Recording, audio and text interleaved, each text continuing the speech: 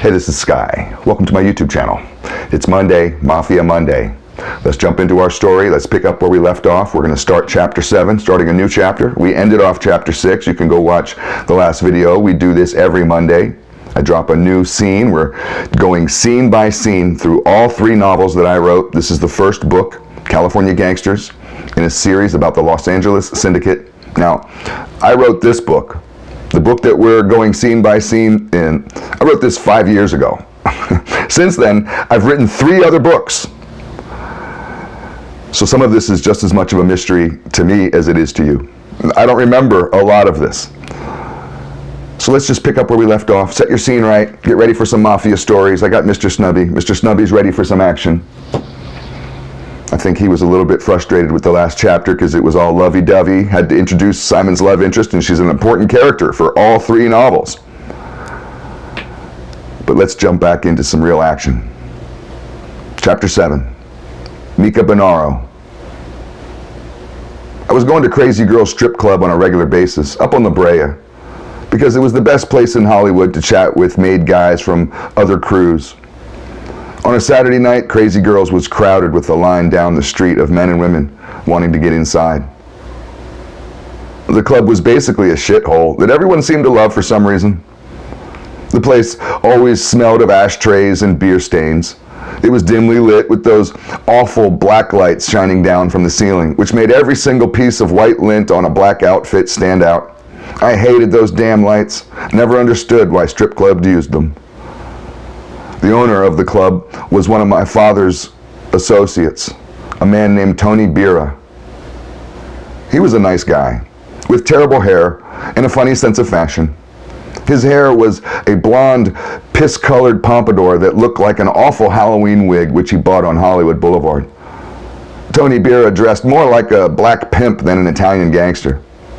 He wore wide-collared, hot pink suits with sparkling white shirts made of rhinestones and about 10 gold chains buried beneath a carpet of oiled chest hair.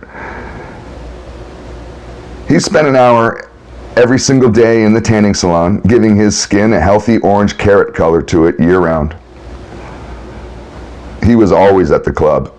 Every single made guy who came through would stop and shake his hand out of respect when they arrived. I always tried to look at a guy's face when he walked away from Tony, just to see his expression. Nobody walked away from Tony Bira without a smile. He was a sight to be seen and a part of the Crazy Girls experience. I was sitting by the bar talking to one of the other owners, a made guy from my father's crew named Johnny One Arm. He had only one arm from a mine explosion in Vietnam. He had the most graphic war stories ever told, and he loved to tell them to anyone who would listen. One Arm was telling me about how he was high on acid one night in the jungles of Vietnam with his platoon, shooting at guys in the dark who were on some other riverbank. He was laughing with every shot fired out of his M16, happily popping the enemy's heads off like it was a target game at the carnival. He described how he was in the zone exactly like an athlete in a big game. I know the zone well, and used to feel that way when I was on the line, ready to smash a quarterback as soon as someone's foot moved. One Arm was in the zone when he shot 15 men in under a minute and a half, in total darkness, without night sights. One Arm's eyes went glassy as he stared off into the hanging cigarette smoke in the middle of the room. He was lost in his past, recalling every single detail of his mass murder. I sat on my stool mesmerized at Johnny's story when an Italian guy about my age, also in great shape like me, sat down next to us. He was a newly made guy from the Santa Monica crew. We had known about each other, but had never been formally introduced before, so we had never talked. You see, you have to be formally introduced to another made guy in the proper way in order to discuss anything about the life with them. Frank was real strict about that rule and made sure I never revealed my involvement in the family to any outsiders. Frank never stopped reminding me that Cosa Nostra was a secret society and must never be advertised. If I'm introduced to a guy by another member of the family and he says, "This is our friend," then the friend is a made guy in the mafia. If he is introduced as a friend of mine, "This is a friend of mine," then he isn't in the mafia and I play dumb. You have to pay close attention sometimes to what somebody says, which is hard for me a lot of times. Even if I knew that this guy sitting next to me at Crazy Girls was in the Santa Monica crew, according to the stupid rules, I couldn't say anything about it until someone else in the family introduced us properly. It's silly, but I get it, because you could mouth off to the wrong guy. This town is full of wannabe gangsters and snitches. The guy next to me interrupted our conversation politely and said, "Excuse me, Johnny, but I need a drink. Should I pour it myself or what?" Johnny One Arm kept talking to me as he made a white Russian. He slid the drink down the bar and said, "Here you go, Mika. Hey, have you guys met before? I want you to meet a very important friend of ours. This is Simon Castro. Simon, this is our friend Mika Bonaro from Santa Monica." I stood up to greet Mika. I like to let a guy know and see for themselves how big I am. Mika was a big dude, but I had him by at least 4 inches and 40 pounds. I shook his hand firmly and said, "I believe we were both at the Lakers game last week. I thought I saw you in the stands, sitting near me. It's nice to meet you." Mika smiled wide, seeming happy to meet me.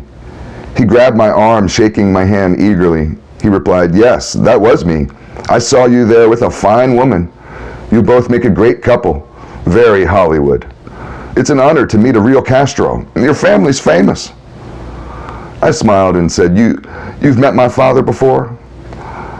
"I just started working for my Uncle Frank over on the west side." Mika replied, "Yes, I have met your father once at a sit-down with my boss. Your father's a powerful guy. The rumor has it that he is going to be chosen as Tommy's heir to the throne. He'll lead the family."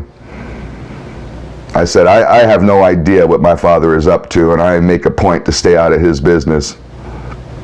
Mika looked around the room and then leaned in close next to me at the bar and said, "Hey, did you hear about what those fucking chinks are doing down in Long Beach?"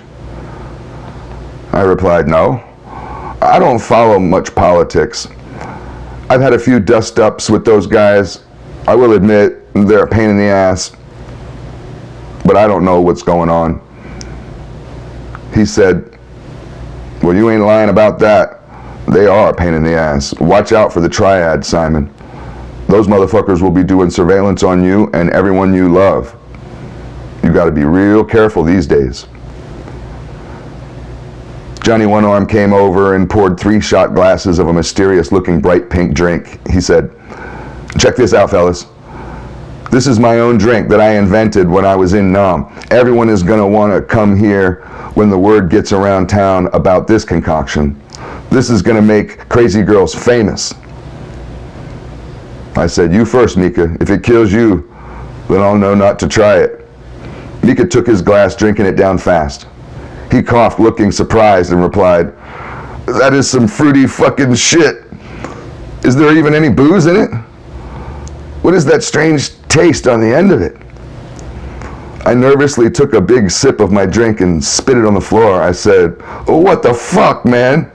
No wonder those gooks blew your arm off. I bet you tried to serve them this drink, didn't you?" One Arm got angry at the criticism and replied, I fought in a war to protect your freedom, Simon. This is how you treat a veteran? You idiots don't know a good drink when you see it. This is going to be everywhere. I was thinking of calling it pussy juice, huh? What do you think? That's pretty slick marketing, right?" He sipped his glass down like it was ambrosia from the gods on Mount Olympus.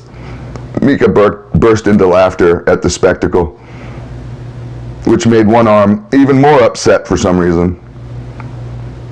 He took the empty glasses and replied to both of us, "Fuck you guys." I slapped down a $5 bill and said, before you storm off, can you give me some quarters, please? Hey, you want to shoot a game of pool, Mika? Mika replied, you want to put some money on it? I got $50 that says I will wipe the floor with you.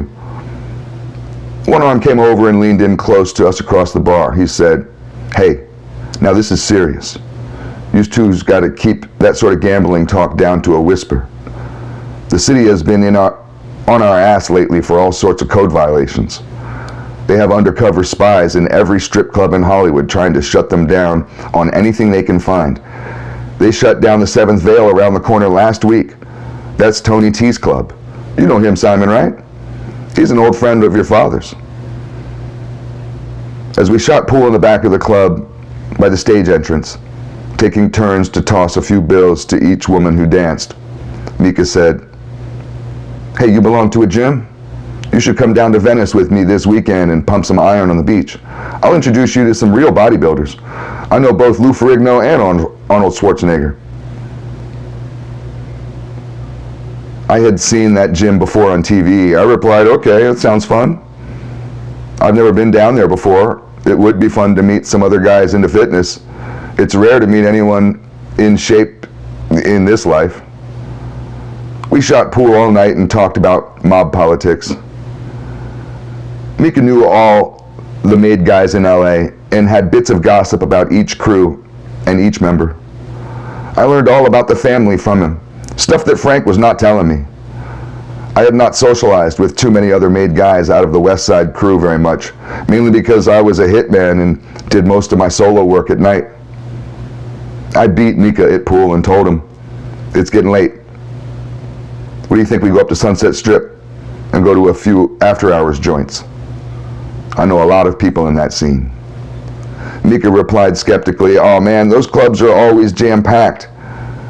We probably won't get in. I smiled and said, I don't wait in line.